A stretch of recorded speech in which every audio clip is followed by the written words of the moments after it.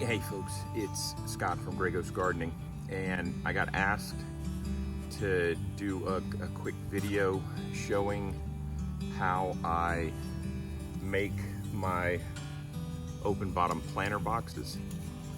And it's really simple. Yeah, here's Cosmo, my Grey Ghost. Yeah, thank you. I don't need a bath today.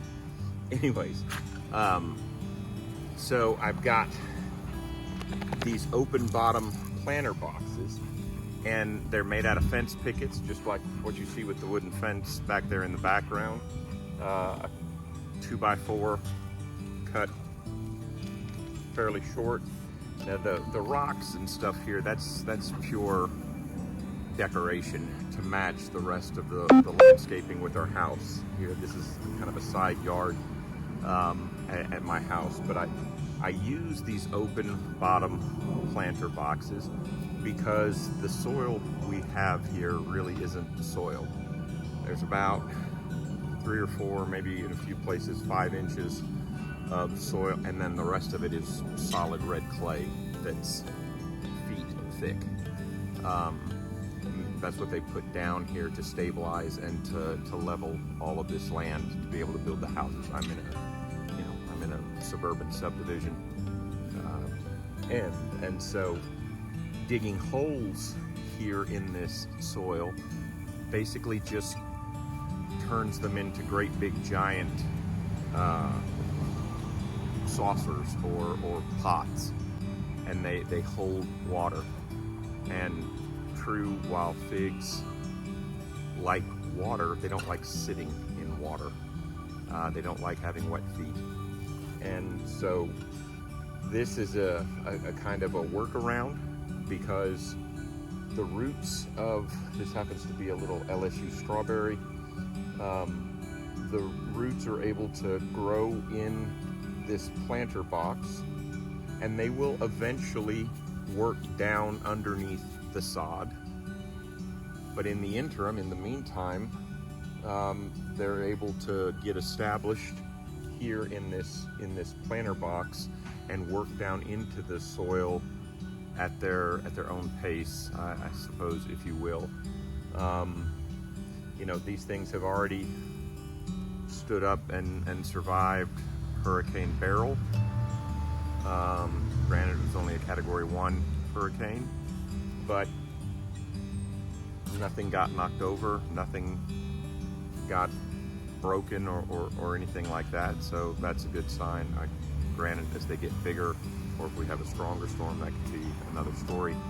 But I'm going to show you how to put this together real quick. It is super simple. All this is, like I said, these are cedar fence pickets. Cedar, not treated, but cedar. Ideally, you have 8-foot sections of it, because the length here is 2 feet by 2 feet, so it's square, and then it's 2 pickets tall, so roughly a foot, roughly 12 inches. All right, so let me get this moved and show you the supplies. As you can see here, I have a really complicated supply list. I've got some wood screws, and folks, this is all just junk I had in my garage. They're 1 5/8 inch exterior wood screws. I have got, obviously a drill, tape measure, a saw. I didn't have 8-foot pickets. I happen to have a bunch of leftover 6-foot pickets from replacing some fence after Hurricane Beryl. And so I'm going to use that for the demonstration purposes. And then I got a 2x4 here, and I'll show you how I cut that all to length. 8-foot cedar pickets are ideal because you get 4, right? You cut it into 4 2-foot long pieces. And so then you would only need 2 8-foot pickets. But because these are 6-foot pickets, I need 3 of them. So anyways, no big deal. I'll show you. I'm going to get all this cut, and then show you the pieces and show you how quick it goes together. All right, it's really, really super simple and super fast. Okay, so now I've got everything cut. So there is the bottom layer, 4 pieces. Here is the second layer, again, 4 pieces. And then here are my corners. So the short side here is 12 inches. The long side here is 14 inches. And the little bit of point just kind of helps anchor it in the ground so it doesn't move around a whole bunch. Not like it's really going to anyways, but I just kind of bang it into the ground.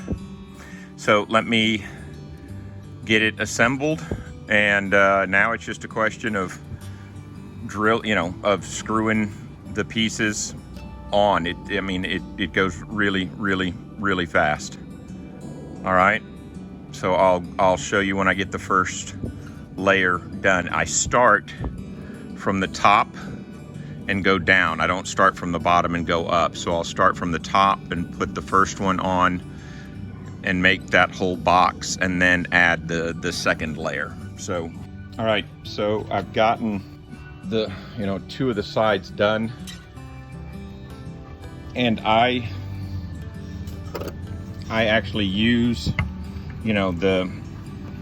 I don't cut this little piece off. I don't care. I just make sure it's at the bottom. And again, if it cracks a little bit, like, I don't know if you can see it real well, I'm not making cabinets. I'm making a box to hold a plant in. And so, it'll stand up like that. All right, so let me get the other side, or let me get the other part screwed in now. All right, folks, so there it is. Cosmos hot, right? But it's 2 foot square. The well is 1 foot deep. The little pegs there on the bottom are simply designed to try to help hold it in place. And so I will bang it down into the ground a little bit. And then, like you see, it's an open bottom. I'm not gonna put a tree in here right now. I don't have a spot that I'm ready to put anything besides that. It's the end of August.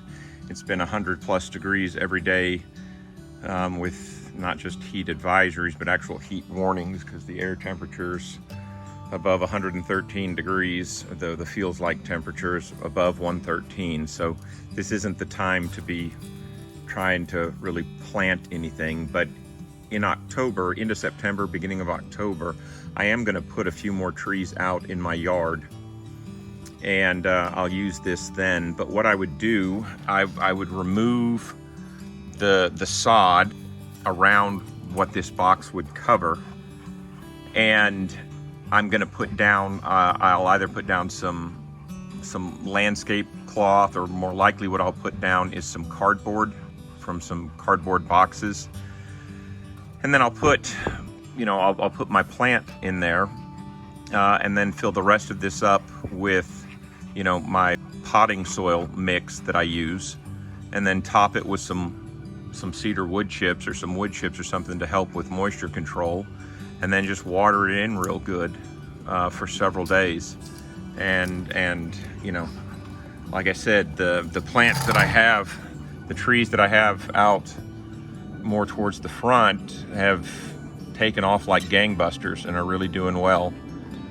And so really simple, I've got 8 screws on a side, so you need 32 screws.